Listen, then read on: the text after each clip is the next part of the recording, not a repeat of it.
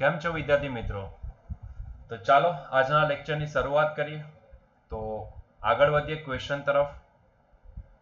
તો આપેલું છે આકૃતિમાં દર્શાવેલ સમઘનમાં રહેલા વિદ્યુત ભારને કારણે ઉદ્ભવતા વિદ્યુત ક્ષેત્રના ઘટકો Ex is equals to 600x raised to 1/2, Ey is equals to 0 અને Ez is equals to 0 હોય તો સમઘનમાં રહેલો વિદ્યુત ભાર કેટલો હશે?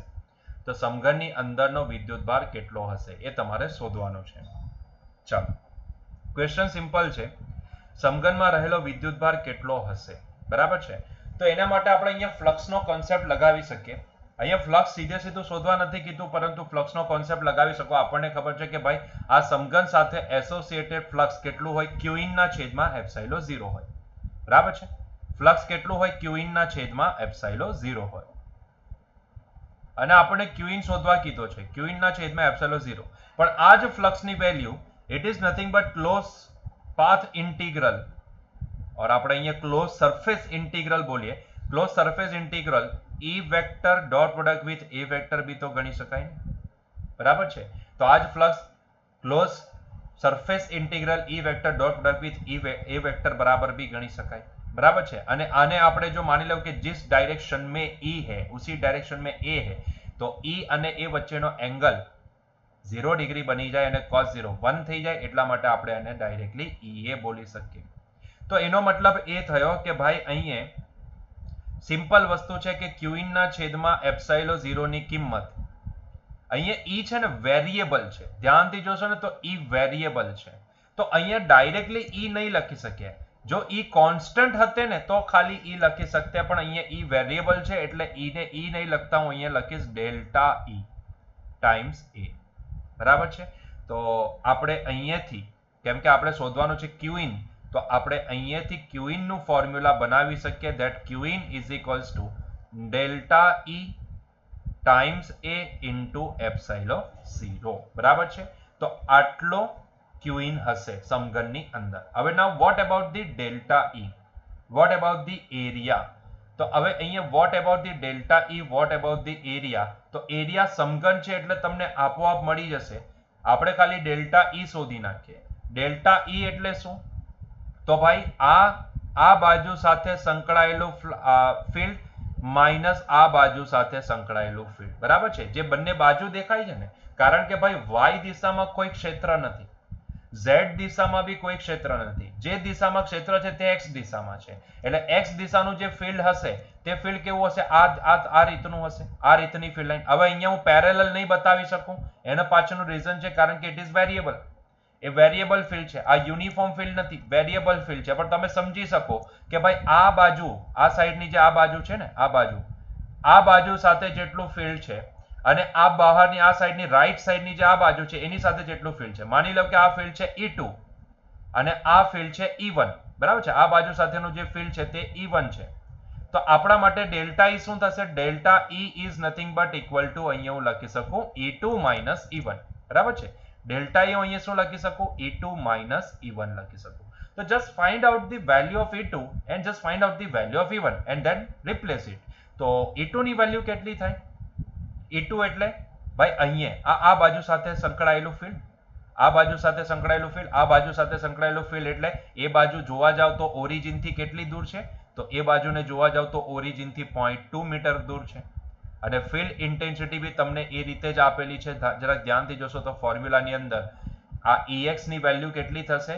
તો Ex ની વેલ્યુ એટલે x is equals two 2 place કરો, 2 નહીં 0.2 પ્લેસ કરો તો E 0.2 કેટલું થશે? અહીંયા હું વેલ્યુ ડાયરેક્ટ લખું છું, તો that is nothing but 600 into under route 0.2 બરાબર. બરાબર છે. માઇનસ E1 એટલે આ બાજુ ધીસ સાઈડ. બરાબર છે. તો આ બાજુ સાથે સંકળાયેલું ફિલ્ડ કેટલું? તો આ બાજુ કેટલી દૂર છે? તો અહીંયાથી જોવા જાવ તો ઓરિજિન થી 0.1 મીટર જ દૂર છે. બરાબર છે. 0.1 મીટર દૂર, એટલા માટે ફિલ્ડ ઇન્ટેન્સિટી કેટલી લખાશે? 600 ઇન્ટુ અંડર રૂટમાં 0.1. બરાબર છે. ડેફિનેટલી આ કેસમાં તમારે કેલ્સીનો યુઝ કરવો પડશે, તો આપણે જરાક કેલ્સીનો ઇસ્તેમાલ કરી લઈએ અને આગળ વધીએ. તો અહીંયાથી પહેલા તો બંનેમાંથી 600 ને કોમન લઈ લે. અહીંયા ડોન્ટ વરી, તમને જ્યારે વેલ્યુ આપવામાં આવશે ત્યારે એ વેલ્યુઝ એવી જ હશે કે જેમાં તમે આસાનીથી કેલ્ક્યુલેશન કરી શકો. પણ આ કેસને સોલ્વ કરવા માટે આપણે અંડર રૂટમાં 0.2 માઇનસ અંડર રૂટમાં 0.1 સો અંડર રૂટમાં 0.2 માઇનસ અંડર રૂટમાં 0.1, સો દેટ ઇઝ સમથિંગ 0.1309, 0.600, અચ્છા એની સાથે મલ્ટીપ્લાય બી 600 કરી દેશો, દેટ ઇઝ સમથિંગ 600 ઇન્ટુ 0.13098, બરાબર છે, દેટ ઇઝ સમથિંગ. એની સાથે આપણે મલ્ટીપ્લાય કરવાનું છે 600 ને, તો આપણે જો એને 600 સાથે મલ્ટીપ્લાય કરી દઈએ તો I am getting the answer as a 78.59, 78.59, sorry, it is 78.59, 78.59, ઠીક છે. તો આટલો ચેન્જ ઇન ફિલ્ડ આવશે, મતલબ કે એક બાજુથી બીજી બાજુ તરફ જશો તો ત્યારે તમને ફિલ્ડમાં આટલો બદલાવ દેખાશે. Now what is the formula? Our formula is quite simple. તો એ ફોર્મ્યુલાને સીધો અહીંયા પ્લેસ કરી દઈએ તો આપણી પાસે ડેલ્ટા ઈ ની વેલ્યુ આવી ગઈ છે 78.59. સો just place that value. So it is 78.59 multiply with the area. Area કેટલો છે? સમઘનનો એરિયા આપણે જોવા જઈએ, કારણ કે આ એરિયા એટલે બાજુનો એરિયા, તો એરિયા કેટલો થશે? 0.1 નો સ્ક્વેર, અને એપ્સાઇલોન 0 આની વેલ્યુ કેટલી થાય? 8.85 into 10 to the power -12, 8.85 into 10 to the power -12, બરાબર છે. તો એમાંથી 10 ટુ ધી પાવર -12 ને આપણે સાઈડ ઉપર કાઢી લઈએ અને બાકીની જે ટર્મ છે એનું મલ્ટિપ્લિકેશન આપણે કરી નાખીએ, બરાબર છે. તો it is now multiply with the 0.1 multiply with the 0.1 multiply with the 8.85, તો something we are getting as a 6.955, 6.955 into 10 to the power -12. 6.955 એટલે કે એપ્રોક્સિમેટલી આપણે આને 7 બોલી શકીએ, 7, અને 10 ટુ ધી પાવર -12 છે ને એને તમે 10 to the power -6 into 10 to the power -6 coulomb બી બોલી શકો. મતલબ કે આ આન્સરને તમારે લખવો હોય, કેમ કે ઓપ્શન થોડાક છે ને ટ્રિકી આપેલા છે, તો આને આપણે લખી શકીએ એપ્રોક્સિમેટલી 7 માઇક્રો કુલમ, બરાબર છે. માઇક્રો એટલે 10 to the power -6, so micro coulomb. So correct answer is what? C. She is the correct answer, બરાબર છે. She is the correct answer. Clear? ચાલો નેક્સ્ટ ક્વેશ્ચન તરફ આગળ વધીએ. બે સમકેન્દ્રીય ગોળાઓ A અને B માં ઘેરાયેલ વિદ્યુતભાર Q અને 2Q છે. બંને ગોળાઓ સાથે સંકળાયેલું વિદ્યુત ફ્લક્સનો ગુણોત્તર કેટલો હોય? બંને ગોળાઓ સાથે સંકળાયેલા વિદ્યુત ફ્લક્સનો ગુણોત્તર કેટલો હોય? તો પહેલા આપણે ગોળા A સાથે સંકળાયેલા વિદ્યુત ફ્લક્સને લખીએ. તો ભાઈ ગોળા A સાથે સંકળાયેલું વિદ્યુત ફ્લક્સ લેટ્સ સે phi A છે, અને એ phi A કેટલું લખી શકાય? Q in ના છેદમાં એપ્સાઇલોન 0. Q in ના છેદમાં એપ્સાઇલોન 0. Q in કેટલો? તો જ્યારે આપણે ગોળા એની અંદર ઝાંકીશું તો મને ટોટલ ચાર્જ કેટલો એન્ક્લોઝ દેખાશે? Q ડિવાઇડ બાય એપ્સાઇલોન 0, બરાબર છે. તો this is the flux associated with the ગોળો A. Similarly vote is the flux associated with the ગોળો B? તો ગોળા B સાથે સંકળાયેલું ફ્લક્સ કેટલું? લેટ્સ સે it is phi B. So it is Q in ના છેદમાં એપ્સાઇલોન 0. હવે જેવા ગોળા B ની અંદર તમે ઝાંકશો તો તમને ટોટલ ચાર્જ એન્ક્લોઝ કેટલો દેખાશે? 2Q + Q એટલે કે 3Q. So it is 3Q ના છેદમાં એપ્સાઇલોન 0, બરાબર છે. ક્લિયર છે? ચાલો હવે આપણને શું કીધું છે? બંને ગોળાઓ સાથે સંકળાયેલ વિદ્યુત ફ્લક્સનો ગુણોત્તર શોધો. Very good. મતલબ કે you are asked to calculate phi A. પહેલા ક્વેશ્ચનનો આન્સર આપીએ. So that is phi A by phi B. So first ક્વેશ્ચનનો answer phi A by phi B. Now what is the value of phi A by phi B? Phi A કેટલો છે આપણી પાસે? that is Q ના છેદમાં epsilon 0 divide by phi B કેટલો છે? તો 3Q ના છેદમાં એપ્સાઇલોન 0. સોરી, ઓટોસેવમાં ચાલુ ગયું. that is 3Q ના છેદમાં એપ્સાઇલોન 0. એપ્સાઇલોન 0 ને કેન્સલ કર્યું, Q ને કેન્સલ કર્યું, તો આન્સર તમારી પાસે નીકળશે 1/3. મતલબ કે આપણે ગુણોત્તર બોલી શકીએ 1:3 નો. મતલબ કે જો જોવા જાવ તો આપણી પાસે એવા બે ઓપ્શન બચે છે, એક ઓપ્શન A અને ઓપ્શન C. હવે આ બેમાંથી કયો આન્સર? તો તેને માટે હવે આપણે નેક્સ્ટ ક્વેશ્ચન તો સોલ્વ કરવો જ પડશે. જો એક ગોળામાં K = 2 ડાઇલેક્ટ્રિક અચળાંક વાળો પદાર્થ ભરવામાં આવે તો હવે તેનું ફ્લક્સ કેટલા ગણું થશે, અથવા તો ફ્લક્સ કેટલું થશે, બરાબર છે.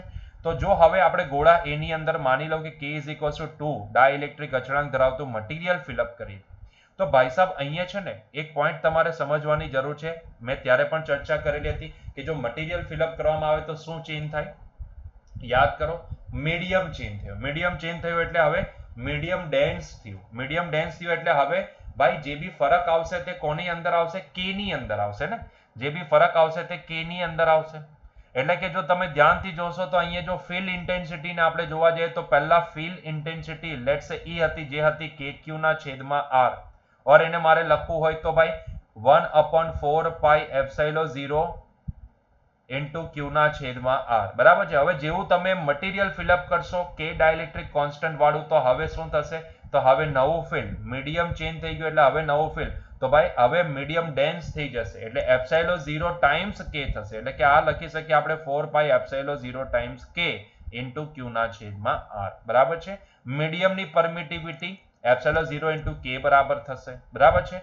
હવે જો આને જરાક છૂટું પડે એટલે આ 1 બાય K થઈ ગયું, આ થઈ ગયું 1/4 પાઈ એપ્સિલોન 0 ઇન્ટુ Q ના છેદમાં R, પણ આ તો થઈ ગયું એપ્સિલોન સોરી E, આ તો થઈ ગયું E, મતલબ કે E0 બાય K. મતલબ કે આપણને એટલું સમજ પડે છે કે જો મીડિયમ ડેન્સ થાય તો શૂન્યાવકાશમાં જે ફિલ્ડ ઇન્ટેન્સિટી હોય તે ડિવાઇડ બાય K ટાઈમ્સ થઈ જાય, બરાબર છે. આટલો પોઈન્ટ સમજાયો કે જો અહીંયા મીડિયમ ચેન્જ થાય, મીડિયમ ડેન્સ થાય, કે ડાઇલેક્ટ્રિક કોન્સ્ટન્ટ વાળું મટીરિયલ ફિલઅપ કરવામાં આવે તો ફિલ્ડ ઇન્ટેન્સિટી જે એર મીડિયમમાં હતી એ ડિવાઇડ બાય K ટાઈમ્સ થઈ જાય, બરાબર છે. બસ આ જ પોઈન્ટ આપણે ચેક કરવો હતો. તો અહીંયા બી હું એવું જ લખી શકું, અહીંયા પણ હું એવું જ લખી શકું, બરાબર છે. કારણ કે આપણે તો ફ્લક્સ શોધવાનું છે ને, તો એસોસિએટેડ ફ્લક્સ કોની સાથે? એની સાથે એસોસિએટેડ ફ્લક્સ કેટલું ગણી શકીએ? તો આપણે એને close surface integral E vector dot product with E vector dot product with A vector that is equals to Q in ના છેદમાં એપ્સિલોન 0. આ Q in ના છેદમાં એપ્સિલોન 0 આ રીતે લખી શકીએ, બરાબર છે. હવે જરાક જો આ હતું શૂન્યાવકાશનું ફિલ્ડ, પણ જેવું આપણે મટીરિયલ અહીંયા ડેન્સ કરી દીધું એટલે મટીરિયલ ફિલઅપ કર્યું એટલે હવે આ થઈ જશે EM vector dot product with A vector, બરાબર છે. કારણ કે હવે મટીરિયલ ચેન્જ કર્યું છે તો મટીરિયલમાં જે એનું ફિલ્ડ ઇન્ટેન્સિટી આપણને દેખાશે, બરાબર છે. એટલું અહીંયા આપણે ગણવું પડશે. અને Q in કેટલા? તો Q ના છેદમાં એપ્સિલોન 0. હવે આ EM ની વેલ્યુ કેટલી લખાઈ શકાય? તો શૂન્યાવકાશની સાપેક્ષે લખવા જાવ તો આ થઈ ગયું એપ્સિલોન 0 ના છેદમાં K into dot product with A vector that is equals to Q ના છેદમાં એપ્સિલોન 0. અહીંયાથી K ને બહાર લઈ લો કારણ કે K તો કોન્સ્ટન્ટ હશે એટલે એ ઇન્ટિગ્રેશન ની બહાર નીકળી જાય, તો અહીંયા ખાલી ક્લોઝ સરફેસ ઇન્ટિગ્રલ કોનું થશે? ઇન્ટિગ્રેશન થશે E vector dot product sorry E0 vector dot product with A vector Q ના છેદમાં એપ્સિલોન 0, બરાબર છે. ક્લિયર થયો આ પોઈન્ટ? ઠીક છે. એકચ્યુઅલમાં આપણે એને આ રીતે લખી શકીએ, આ રીતે નહીં લખાશે, સોરી ફોર ધેટ, કારણ કે આપણે બંને બાજુ કે જ્યારે બદલીએ છીએ ત્યારે બંને બાજુ આપણે એને લખવાનું થતું હોય છે, બરાબર છે. તો ઇટ વોઝ માય મિસ્ટેક કે આપણે અહીંયા મટીરિયલની પરમિટિવિટી બી K ટાઈમ્સ થશે, બરાબર છે. બંને બાજુ બદલાવ થશે ને, બંને બાજુ, ઉપર શૂન્યાવકાશમાં નહીં થશે. આ પણ એપ્સિલોન M થઈ જશે, બરાબર છે. This is also epsilon M. જરાક ટુ બી સ્પેસિફિક લખીએ તો જરાક વધારે સારું રહેશે. આખું ભૂસી નાખીએ તો ચાલશે, બરાબર છે. ચાલો કઈ વાંધો નહીં, આખું ભૂસી નાખીએ આપણે. ઓકે, ફરીથી લખીએ. So it is nothing but equal to, જો મીડિયમ ચેન્જ કરી નાખીએ તો હવે આ જ ક્લોઝ સરફેસ ઇન્ટિગ્રલ EM લખાય, that is dot product with A vector લખાય, that is equals to Q in ના છેદમાં એપ્સિલોન M. મેં ત્યારે પણ તમને સમજાવેલું હતું કે મટીરિયલ ચેન્જ કરવાથી મીડિયમ ચેન્જ થાય તો મીડિયમની પરમિટિવિટી ચેન્જ થશે, બરાબર છે. Now this is nothing but the flux, new flux associated with A, that is equals to Q in ના છેદમાં એપ્સિલોન M. આ એપ્સિલોન M શું થાય? Epsilon 0 times K. Epsilon 0 times K. Now what is the value of this epsilon 0 times K? તો what is the value of this K? K ની value કેટલી આપેલી છે? આ કેસમાં 2 આપેલી છે. Q in કેટલો છે? Q. તો આ થશે Q ના છેદમાં twice epsilon 0. So this is the correct answer. So which one is the correct answer? C is the correct answer in this case. બરાબર છે? ક્લિયર છે? ચાલો આગળ વધીએ નેક્સ્ટ ક્વેશ્ચન તરફ.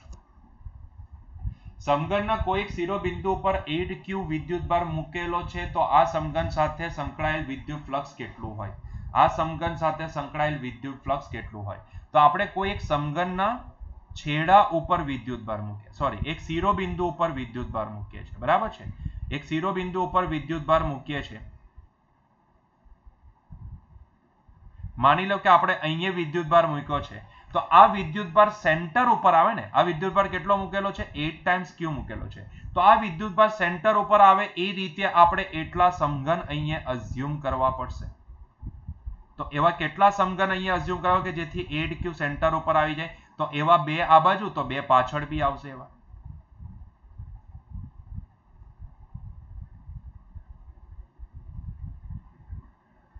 એવા બીજા, એટલે આ ટોટલ થયા નીચે 4, આને સેન્ટર ઉપર લાવવા માટે હજુ ઉપર બીજા આવા 4 બનાવવા પડશે. સો ઉપર આવા બીજા 4 બનશે.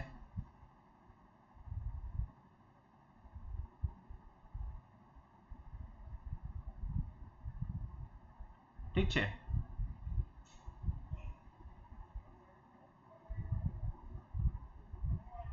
તો ઉપર આવા બીજા 4 બનશે ત્યારે જઈને આ 8q સેન્ટર ઉપર આવે. બરાબર છે. તો એનો મતલબ એવો થયો કે આને સેન્ટર ઉપર લાવવા માટે આપણે આવા 8 સમઘન બનાવવા પડે, અને એમાંથી તમને આ રેડ કલરના સમઘન સાથે એસોસિએટેડ ફ્લક્સ કીધું છે. તો આ 8 સમઘન સાથે એસોસિએટેડ ફ્લક્સ કેટલું હોય? તો 8q ના છેદમાં એપ્સિલોન 0. તો એમાંથી એક સાથે સંકળાયેલું કેટલું હોય? તો આપણને ખબર છે definitely it is nothing but divide by 8, કારણ કે દરેક સમઘન સાથે સંકળાયેલું ફ્લક્સ કેટલું હશે? સેમ હશે. તો આ થશે 8q ના છેદમાં એપ્સિલોન 0 ડિવાઇડ બાય 8. 8 કેન્સલ થઈ ગયા એટલે આન્સર નીકળશે q ના છેદમાં એપ્સિલોન 0. મતલબ કે correct answer is what? q ના છેદમાં એપ્સિલોન 0, એટલે કે D is the correct answer. બરાબર છે. ચાલો નેક્સ્ટ. લેમ્બડા જેટલી વિદ્યુતભાર ઘનતા ધરાવતો એક અનંત લંબાઈનો તાર એ લંબાઈના સમઘનની કોઈ એક બાજુમાંથી પસાર થાય છે. સમઘનની કોઈ એક બાજુમાંથી પસાર થાય છે. સો assume that this is the સમઘન. સો આપણે અહીંયા સમઘનને assume કરી લઈએ.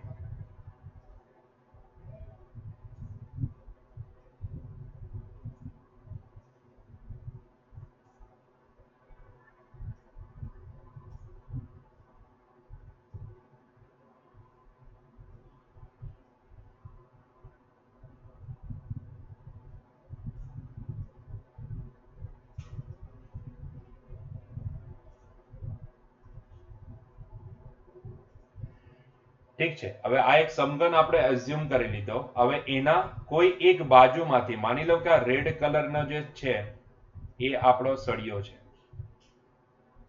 જે એની કોઈ એક બાજુમાંથી પસાર થાય છે. બરાબર છે. એવું આપણે assume કરી લઈએ.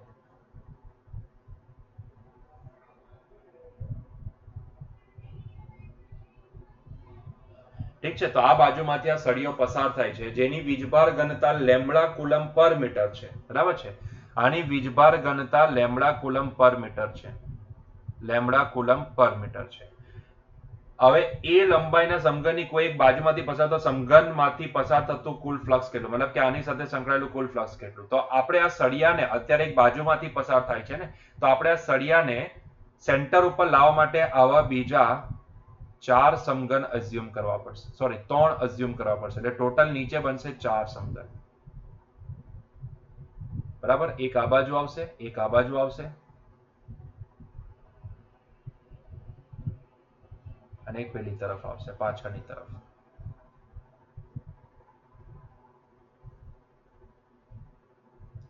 ઠીક છે. તો હવે એ સેન્ટર ઉપર આવી ગયો. બરાબર છે. હવે સેન્ટર ઉપર આવી ગયો.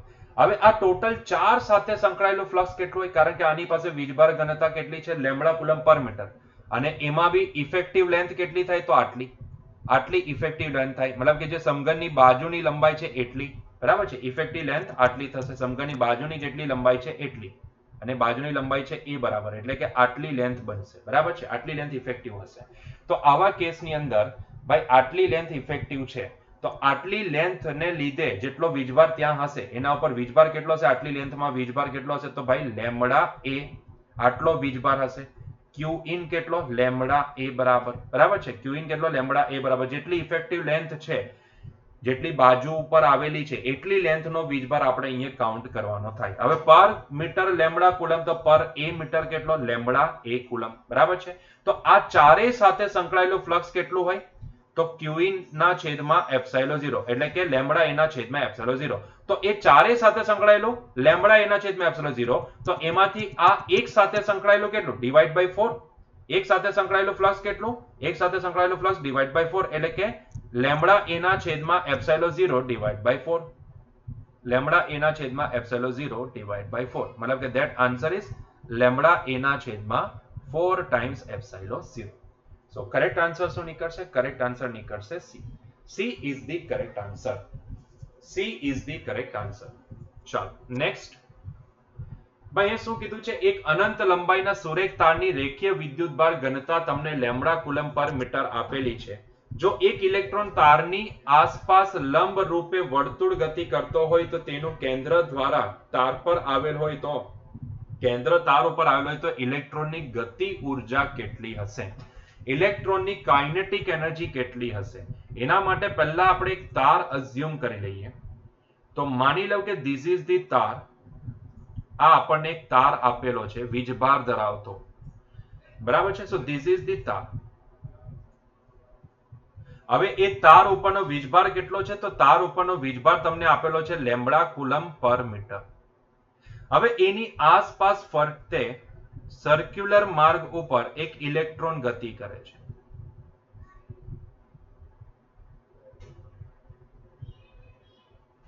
બરાબર છે. તો આ સર્ક્યુલર માર્ગ છે, આ ઇલેક્ટ્રોન છે અને ઇલેક્ટ્રોન ગતિ કરે છે. સર્ક્યુલર માર્ગ ઉપર ઇલેક્ટ્રોન ગતિ કરે. સર્ક્યુલર માર્ગ થોડોક વ્યવસ્થિત બતાવી શકાય. એનીવેઝ માની લો કે આ સર્ક્યુલર માર્ગની રેડિયસ છે r બરાબર અને ઇલેક્ટ્રોન ગતિ કરે છે. બરાબર છે. પહેલા આટલો પોઈન્ટ સમજાયો. આટલી વસ્તુ તમને આપેલી છે. હવે તમારે શોધવાનું શું છે તે બી જરા સમજી લો. તમને અહીંયા કીધું છે કે ભાઈ તમારે શોધવાનું છે કે ભાઈ આ ઇલેક્ટ્રોનની કાઇનેટિક એનર્જી કેટલી થશે. પહેલા તો મને એ કહ્યું કે આ લેમ્બડા કુલમ પર મીટર વીજભાર ધરાવતા સળિયાને લીધે આ r અંતરે જે માર્ગ ઉપર આ ઇલેક્ટ્રોન ફરે છે એ માર્ગ ઉપર ઇલેક્ટ્રિક ફિલ્ડ ઇન્ટેન્સિટી કેટલી આવશે? ઇલેક્ટ્રિક ફિલ્ડ ઇન્ટેન્સિટી કેટલી આવશે? તો ભાઈ electric field intensity at r distance, વીજભાર ધરાવતા સળિયાને લીધે કોઈ પર્ટિક્યુલર r અંતરે ઇલેક્ટ્રિક ફિલ્ડ ઇન્ટેન્સિટી કેટલી હોય? 2k લેમ્બડા અપોન r બરાબર હોય, હે ને? 2k લેમ્બડા અપોન r બરાબર હોય. k ની કિંમત જો આપણે પ્લેસ કરીએ અહીંયા, સો આ થઈ ગયું 2 ઇન્ટુ લેમ્બડા ના છેદમાં 4 પાઈ એપ્સિલોન 0 r બરાબર હોય. 2 દૂજા 4 થઈ જાય એટલે આ થઈ જશે લેમ્બડા અપોન 2 પાઈ એપ્સિલોન 0 r બરાબર. ઠીક છે. તો આટલી ઇલેક્ટ્રિક ફિલ્ડ ઇન્ટેન્સિટી હોય. બરાબર છે. આટલી ઇલેક્ટ્રિક ફિલ્ડ ઇન્ટેન્સિટી હોય. તો જો આ જે માર્ગ છે એ માર્ગ ઉપર ઇલેક્ટ્રિક ફિલ્ડ ઇન્ટેન્સિટી સળિયાને લીધે આટલી આવતી હોય જે આપણે અહીંયા શોધી છે, તો એને લીધે ઇલેક્ટ્રોન ઉપર લાગતું બળ કેટલું હોય? તો ઇલેક્ટ્રોન ઉપર લાગતું બળ force on electron is q times er. બરાબર છે. q times er. અહીંયા ચાર્જ ઓફ ઇલેક્ટ્રોન કેટલો છે? ચાર્જ ઓફ ઇલેક્ટ્રોન આપણે સ્મોલ e ગણી શકીએ અને er કેટલો છે? તો લેમ્બડાના છેદમાં 2 પાઈ એપ્સિલોન 0 r. એટલે કે આપણે આને બોલી શકીએ e લેમ્બડાના છેદમાં 2 પાઈ એપ્સિલોન 0 r. મતલબ કે આ ઇલેક્ટ્રોન ઉપર સળિયાને લીધે કેટલું વિદ્યુત બળ લાગતું હશે? આટલું. કેટલું? e લેમ્બડા અપોન 2 પાઈ એપ્સિલોન 0 r બરાબર. ફોર્ચ્યુનેટલી આ જે બળ હશે ને, આ જે બળ એક કેન્દ્રગામી બળ હશે. બરાબર છે. એક કેન્દ્ર, કારણ કે આ ધન વીજભારથી સળિયો છે તો એને લીધે જે ઇલેક્ટ્રિક ફોર્સ જનરેટ થશે ત્યાં દિશામાં, અને કેમ કે આ ચાક ગતિ કરે છે એટલે એને કેન્દ્ર ત્યાગી બળ mv²/r જે અપોઝિટ ડાયરેક્શનમાં જનરેટ થશે. બરાબર છે. જે અપોઝિટ ડાયરેક્શનમાં, અને આ બંને બેલેન્સમાં હશે એટલા માટે આપણે બોલી શકીએ કે જેટલું આ ઇલેક્ટ્રિક ફોર્સ લાગે છે કેન્દ્ર તરફ એટલો જ mv²/r એને લાગે છે કેન્દ્રની વિરુદ્ધ દિશામાં, કેન્દ્ર ત્યાગી બળ. એટલે કે Fe = mv²/r થશે. બંનેને સરખાવીએ એટલે e lambda upon 2 pi epsilon 0 r must be equal to mass of electron into v²/r. જો અહીંયાથી r એ r ને છમ્મા કરી દીધા તો અહીંયાથી આપણને v² ની કિંમત મળી જાય. આપણને અહીંયાથી v² ની કિંમત મળી જાય. v² ની કિંમત શું આવી? v² ની કિંમત આવી ભાઈ આ me ને આ બાજુ લઈ જાઓ, અથવા તો me² ની કિંમત મળી ગઈ એવું માની લો, તો આપણને અહીંયાથી me² ની કિંમત મળી ગઈ. me(v²) = e લેમ્બડાના છેદમાં 2 પાઈ એપ્સિલોન 0. અને આપણને ખબર છે કે બંને બાજુ હાફ વડે જો મલ્ટીપ્લાય કરી દઈએ તો આપણને જે જોઈતી વસ્તુ છે ને તે મળી જશે.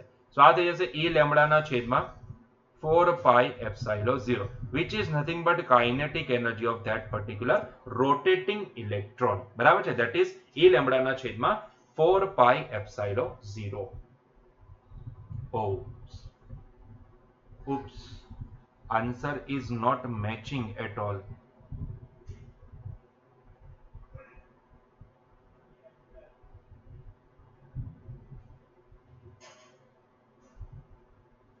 Answer is not matching at all. બંને બાજુ હાફ કરી દીધું તો ઓલરેડી 2 તો હતો જ ત્યાં, તો આ 4 થશે. There is a problem. 2 pi epsilon 0. અચ્છા બે ઓપ્શનમાં એવું છે કે 2 pi છે. અચ્છા ભાઈ ચેન્જ કરી નાખજો.